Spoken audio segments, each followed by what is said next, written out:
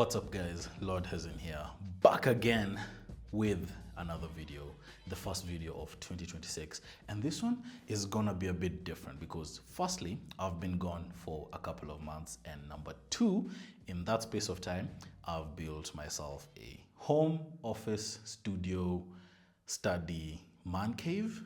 For the purposes of this video, we'll just call it the studio, where I can comfortably sit, create content without any disturbance, maximum concentration, and efficiently. Every creator has a list, a dream list of stuff they'd want in what they deem their perfect studio setup.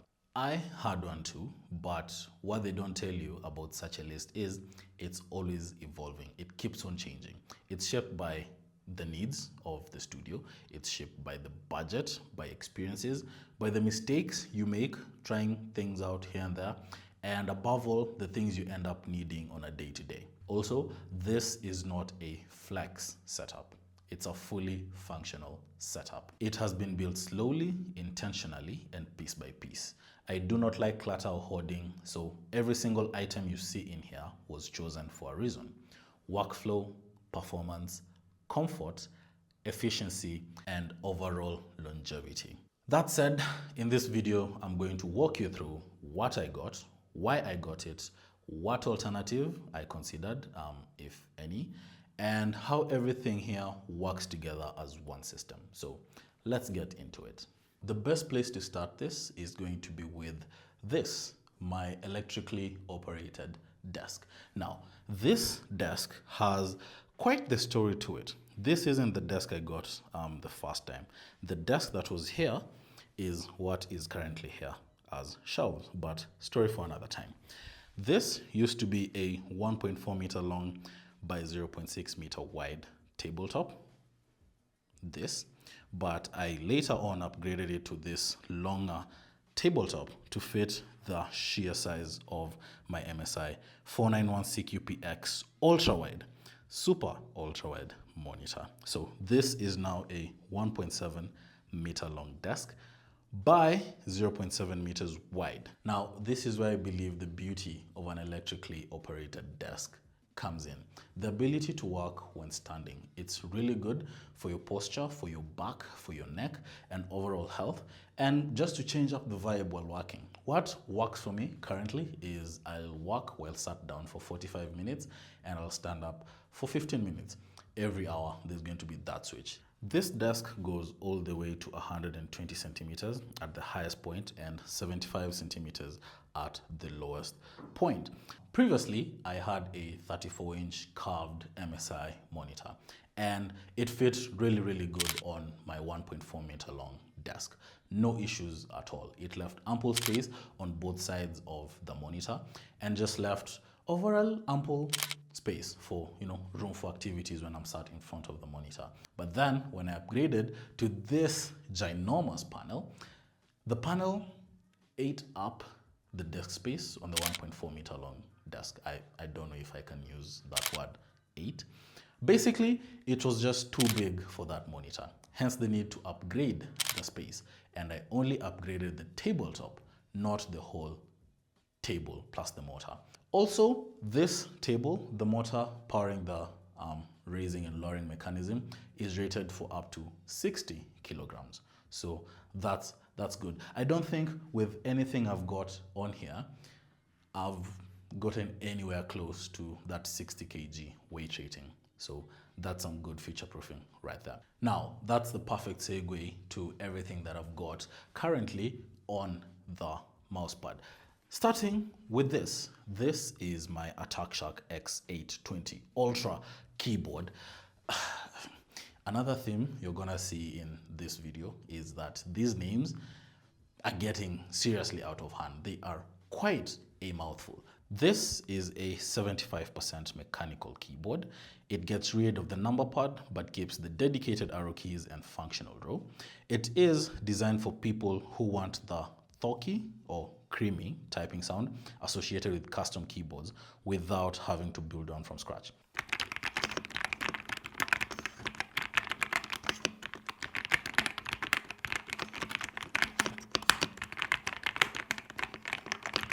You get tri-mode connectivity. You can connect this wirelessly with Bluetooth or with the USB-C cable that comes included in the box, or with a 2.4G dongle that also comes included with the box. With Bluetooth alone, you can connect up to 3 devices simultaneously. You get these 2 switches at the back of the keyboard to quickly switch between connection modes and switch between Windows and Mac layout modes, which is very, very crucial for me because my previous setup was powered by Windows and my current setup is powered by Mac. So I needed a keyboard that could function easily between either platforms without having to go out and buy another keyboard. It has a CNC metal knob that you use for volume control or to navigate the keyboard settings on the inbuilt TFT screen. And speaking of, I like this tiny screen. It shows very useful information at a glance, from current date and time to connection type to battery level on the keyboard. And speaking of battery life, this keyboard has an inbuilt 4000 milliamp hour battery. I get 8 days of use with it on a full charge with RGB on there. If I switch off RGB, I'm gonna squeeze out 12 days before it conks out and dies on me. And it goes from 0 to 100 in about 2 hours. You might prefer just using it with the USB-C cable plugged into your computer in wired mode, because that also charges the keyboard as you're using it. And yeah, this keyboard is RGB heaven for everyone who loves RGB out there. And will I really be a tech content creator without plenty of RGB on my setup, including the keyboard? The jury's kind of out on that one. Up next is going to be the mouse of choice, and this is the MX Master 4. The MX Master 4 mouse is the best mouse I've ever used. It just takes productivity to a whole other level with so many features that I never thought I'd access with one hand. Now, when I set out to build this studio, I knew that I wanted an MX Master mouse in it. Now, at the time, I was looking at the MX Master 3 and the MX Master Anywhere. And immediately I started doing research on that, Logitech launched the MX Master 4.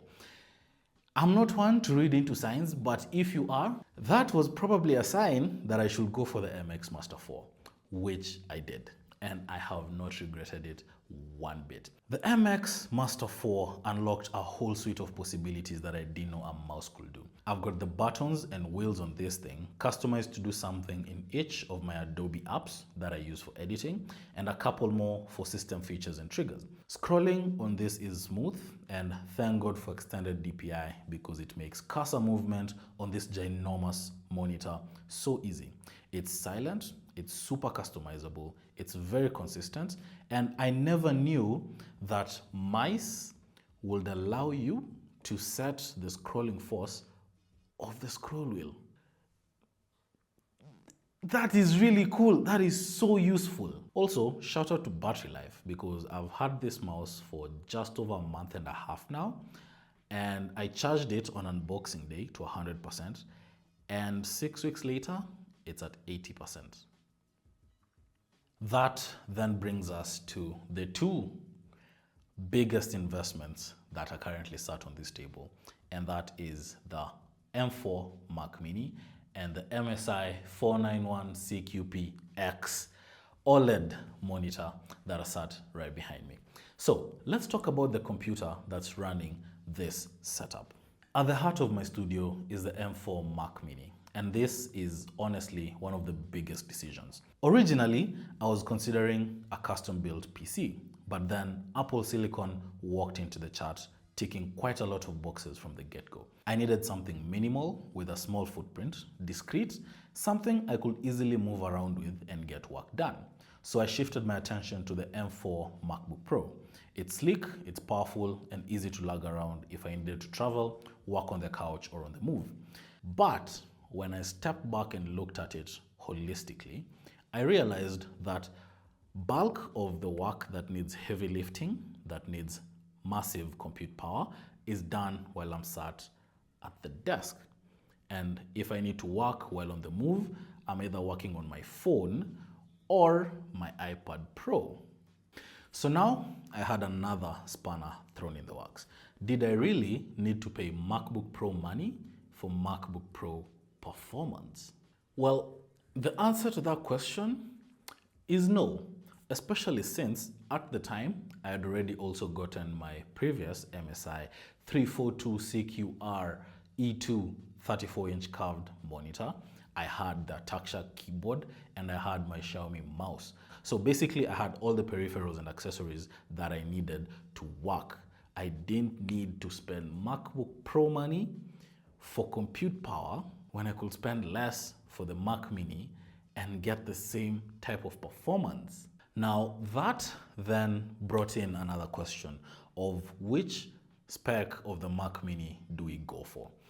I chose to go for the base spec of the M4 Mac Mini. That is 16 gigs of RAM and 256 gigs of storage. If we're being honest, 256 gigs of storage in 2025/2026 is just not enough for whatever workflow you're going to be doing on this thing, unless you're just going to use it for streaming Netflix and Prime. I am currently running a 2 terabyte external SSD for active video projects where I edit and render off of, and a 512 gig SSD inside a Ugreen dock for movies and media. Speaking of, this is an 11-in-1 Ugreen dock and it adds 11 new ports to the M4 Mac Mini, which the port situation could be a bit better. And it adds this provision for the power button, which Apple awkwardly placed at the bottom. The beauty of this setup is flexibility because I can edit directly off of the external drive. I can keep my internal storage clean and fast, and I can expand at any time without replacing the computer.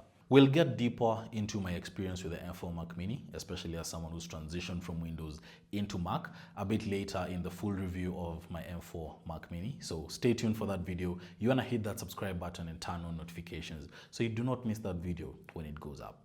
Up next, let's talk about, oops. That was a flop transition.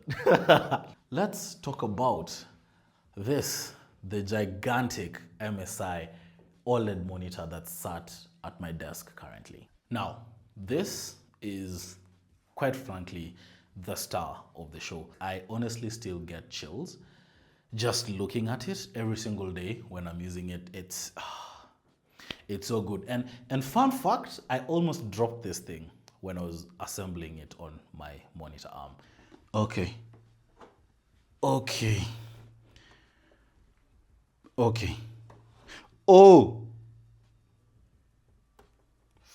So disclaimer, please, if you do get the MSI 491CQPX QD OLED 49-inch monitor, have a friend to help you mount it on an arm.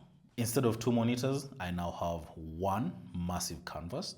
I get access to true blacks and insane contrast and 240 Hz refresh rate. I also get to enjoy the OLED clarity for editing and media consumption. I had intentionally thought of getting 2 27-inch monitors and having them side by side and just daisy chain them into my M4 Mac Mini. But I didn't like the thought of having a bezel running down the middle of my setup. So I thought of ultra-wide and I went out and got the MSI 342CQPR E2 34-inch curved monitor. I loved that thing. It was perfect for my 1.4 meter long desk. It had high refresh rate up to 185 Hz, but shortly after getting the 34-inch curved monitor, I gifted it to my baby brother. And instead of going out and getting another 34-inch curved monitor, I thought, why not upgrade to something better? And that's how we ended up with this thing behind me. Now, my journey with 49 inches super ultra wide curved monitors started off with Samsung Odyssey G9. I really thought about that monitor. I really wanted it, but the more and more I did research about the Odyssey G9, I discovered that they had very serious compatibility issues with macOS. And that was sort of a deal breaker, but I still wanted something that has Samsung OLED technology in it, just implemented a bit differently with zero macOS compatibility issues. Also, this MSI monitor gives me better burn-in protection, a cleaner design in my opinion, excellent Mac compatibility, and overall better value for money that I just wasn't getting with the Samsung Odyssey G9. Also, I can already hear you typing away in the comment section. This isn't for gaming. This setup behind me, the M4 Mac Mini paired to my 49-inch MSI monitor, is purely for work and content creation. I do not game on this thing at all because I've got an 85-inch Samsung Mini LED TV with high refresh rate and auto low latency mode and all the shebang for my PS5 Pro in the living room. But down the line, in future, I am thinking of getting a sim rig. And when I do get the sim, I will get another 49-inch curved OLED monitor for that rig. But that's a whole investment and budget and plan for another time, not now. In here, it's purely work, no gaming. I know some of y'all will look at me and be like, I'm underutilizing what this monitor can really do by not gaming on it, but to each their own, I think. Also, a couple of honorable shouts before we leave the desk. Number one is gonna be this digital, generic digital clock of sort. You might say it doesn't make sense because I've got time and date on my watch, on my phone, on the Mac displayed right there, right in front of my eyes, but I just felt the need of getting a digital clock just cause. The other thing I'd like to give a shout out to is Google Wi-Fi, because that is what is currently running the network setup of my studio. I've got two networks in my house currently. The main network is Starlink, that's powering the rest of the house, and Google Wi-Fi powers this room. And me splitting my studio network from my main house home network just means that I've got that much more reliability for the devices that are in here.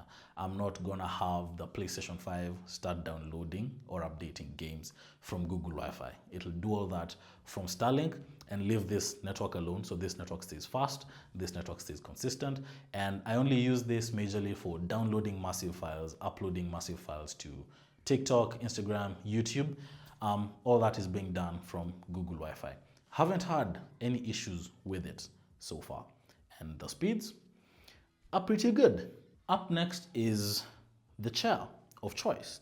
Now, this is a very simple but sturdy and functional and comfortable chair.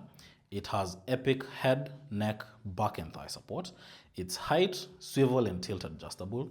It is a very durable chair with these metal rails running down the back and the feet. The wheels are nicely damped and it's properly ventilated for max cooling as well. It just makes sitting at my desk really comfortable, especially for those long editing or work hours. I didn't want to go for those generic gaming chairs that I see online, that I see plenty of creators, especially here in Kenya, go for. No shade for, those gaming chairs. They're really good. They're really colorful. They add color and pop to your setup. But yeah, I find them a bit tacky. But I have seen some proper gaming chairs out there. Probably will get one down the line, just out of my budget for now. Up next is my camera of choice, and that is the Sony ZV-E10. Now this was a no-brainer for my current situation because I'm trying to strike a balance between price and value proposition and the fact that I'm a beginner when it comes to shooting content with anything that's not my phone. I wanted something that can do good 4K video, has interchangeable lenses, good background blur, easy autofocus, and room to grow. The Sony ZV-E10 gives me all of that without jumping straight into Alpha series prices. For sit-down shots like this, it's perfect. And for future upgrades, I just need to buy lenses for the camera and not replace the whole camera. Up until I maximize the capabilities of the Sony ZV-E10. Also, I'm currently shooting this with the kit lens that comes in the box with the camera.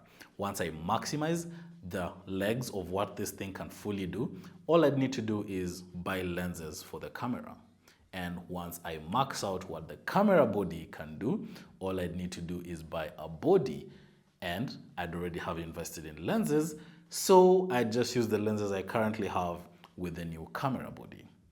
Am I making sense? PSA, I'm still learning how to maximize the capabilities of the Sony ZV-E10. I'm learning all about ISO, aperture settings, and trying to dial in the perfect look and feel for the videos from this camera and the kit lens. Let me know in the comment section below how this video looks and feels for you, because this is what you're going to be seeing going forth for many of my videos. And while you're down there, do throw in a hack or two for me on how I can maximize the Sony ZV-E10. For audio, I'm currently using the Holyland LAC M2 mics. They are a solid piece of kit. I haven't had any issues with them so far. And battery life is actually really good and impressive. I've charged this case once and I am yet to drain it fully. I think it's currently at 75%.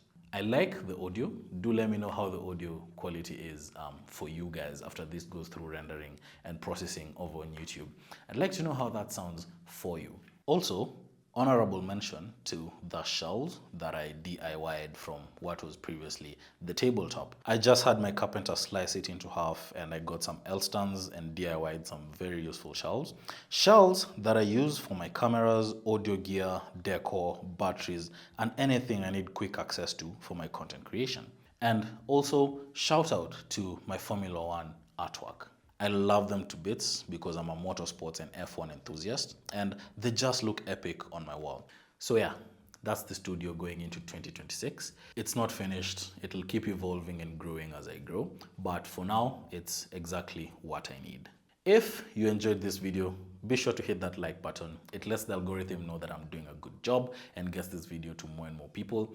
If you haven't subscribed, please do so. Also, let me know in the comment section below what part of the studio tour stood out for you, what you think I should get next, and what you will change or upgrade, to just shake the place up a bit. I'll be in there hanging out with you guys. And yeah, thanks a ton for watching. See you in the next one. Peace.